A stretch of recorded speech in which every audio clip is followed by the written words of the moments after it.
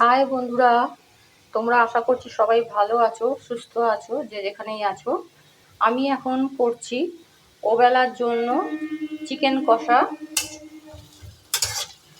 পেঁয়াজটা ভাজছি। অলরেডি দেখো, মাংস ম্যারিনেট করে রেখেছিলাম গতকাল রাত্রে সমস্ত কিছু মশলা দিয়ে। আর এই যে আলু ভেজে নিয়েছি। আজকে সকাল থেকে খুব সুন্দর হাওয়া দিচ্ছে এবং কন্টিনিউয়াসলি বৃষ্টি হয়ে যাচ্ছে। বৃষ্টিটা দেখো এখন একটু থেমেছে, আকাশটা হালকা নীল হয়েছে।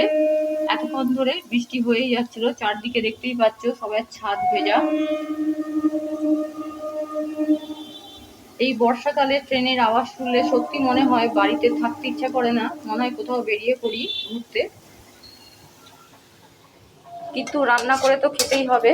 রান্নাটা না করলে কেউ করে দিয়েও যাবে না, নিজেকেই করতে হবে।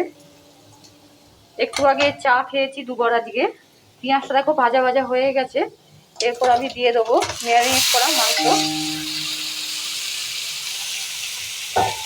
আঁচটা একটু আস্তে করে দিই।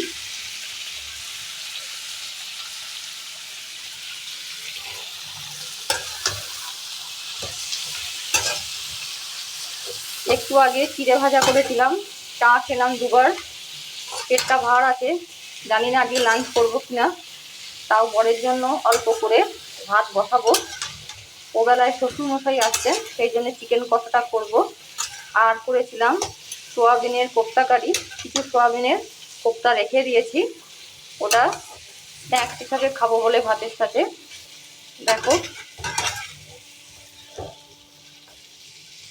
চলো আমি রান্নাটা শেষ করে নিই, ফাইনাল লুকটা অবশ্যই তোমাদেরকে দেখাবো। রান্না করতে করতে কথা বলা যায় না। আমার স্নান হয়ে গেছে, পুজো দেওয়া হয়ে গেছে।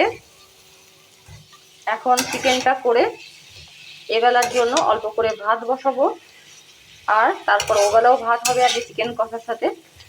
ওবেলারটা ওবেলা দেখা যাবে। এখন আমি চিকেনটা করে নিই ঝটপট করে, তারপর তোমাদের সাথে আবার পরে দেখা করব। এখন এর মতন টাটা।